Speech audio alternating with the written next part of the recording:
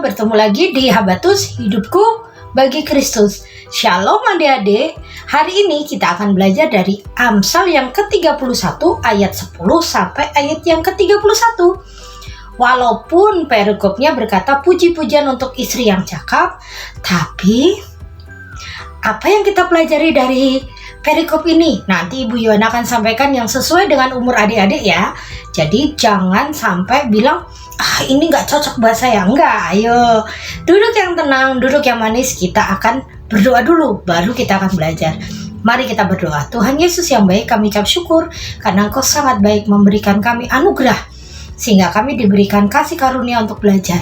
Berkati kami supaya kami mengerti, memahami, dan melakukannya dalam hidup kami sehari-hari. Dan hanya di dalam nama Yesus kami percaya berdoa, haleluya, amin. Adik-adik, Ibu Yohana akan membacakan ayat yang ke-30 yang bagian A. Ayo, semuanya sudah buka Amsal 31 ayat 10 sampai 31, tapi Ibu Yohana akan membacakan ayat yang 30A. Kemolekan adalah bohong dan kecantikan adalah sia-sia. Apa itu artinya? Wah, ini hanya untuk perempuan, laki-laki enggak. Jangan begitu. Ini juga anak laki-laki juga harus belajar.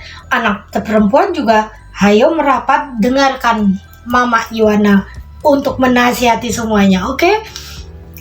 Adik-adik, kalau kita baca ayat 10 sampai 31, itu mengatakan tentang istri yang cakap. Istri yang cakap itu berarti mama, kayak mama itu kan istri gitu toh. Saya kan masih kecil, bukan. Adik-adik, yang anak-anak perempuan pun harus belajar, karena kecakapan itu diperoleh di dalam rumah.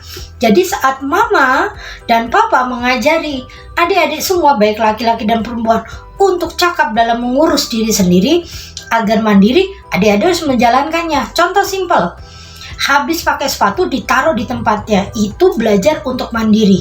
Terus apalagi? Belajar untuk belajar sendiri, merapikan buku, pelajaran besok apa, mengerjakan PR, mencuci tangan, menaruh gelas pada tempatnya, dan itu adalah kebiasaan sehari-hari yang mendorong adik-adik semua untuk mandiri. Dan itu dimulai belajar di dalam rumah. Apa hubungannya sama kecantikan ini tadi yang Ibu Yohana? Kemolekan adalah bohong dan kecantikan adalah kesia-siaan.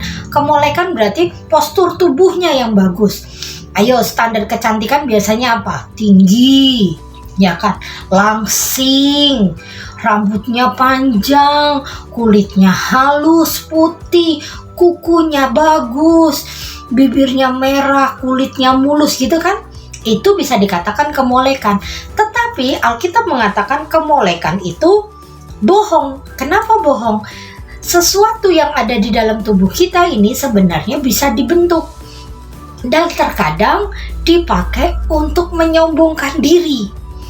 Contohnya gini, karena dia merasa cantik, akhirnya mulai merendahkan orang jelek. Mulai mengatakan bahwa standar kecantikan tuh begini, standar orang baik ini begini, standar orang keren itu sebegini. Kamu nggak keren, karena apa? Kamu tidak memenuhi targetnya, tidak memenuhi kriterianya. Jadi itu semua bohong. Sesuatu yang cantik, yang molek itu bukan berarti itu yang terbaik. Makanya Alkitab juga mengatakan, kecantikan adalah sia-sia. Apakah kecantikan itu selama-lamanya? Orang selama-lamanya cantik, selama-lamanya kulitnya kencang, selama-lamanya badannya langsing? Tidak kan? Bertambahnya umur, orang itu akan berubah. Akan berkeriput, mulai gak kuat lagi berjalan, kulitnya juga mulai kendor. Dan itu namanya, makanya Alkitab bilang, kecantikan itu sia-sia, kemolekan itu bohong, dan kecantikan sia-sia. Artinya kalau kita hanya fokus pada yang kelihatan, hanya tubuh saja, tapi tidak mulai mengisi hidup kita dengan keterampilan, kemampuan, kepintaran, kita itu akan sia-sia menjalani hidup.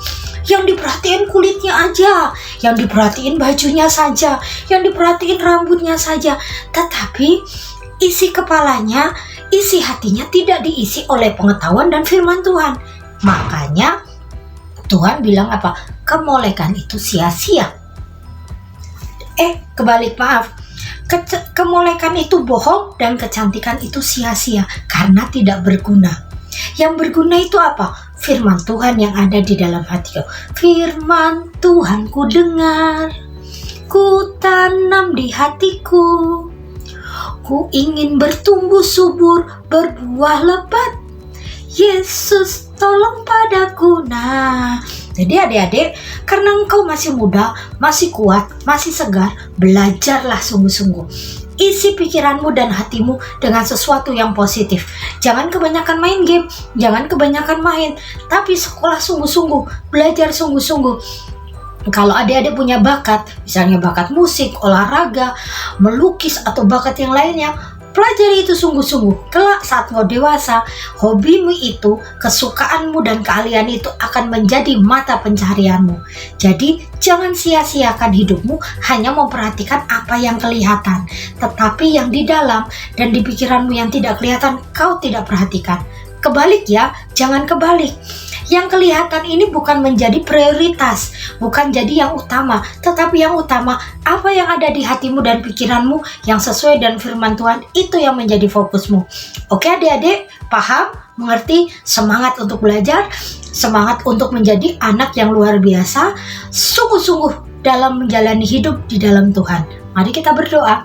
Tuhan Yesus yang baik, kami ucap syukur karena hari ini kami diingatkan untuk tidak memperhatikan apa yang kelihatan, tapi kami memperhatikan apa yang tidak kelihatan, yaitu pikiran kami dan hati kami yang harus dipenuhi oleh pengetahuan dan firman Tuhan. Terima kasih Tuhan, terima kasih. Dan hanya di dalam nama-Mu kami percaya berdoa, haleluya, amin. Salam Habatus adik-adik, Tuhan Yesus memberkati.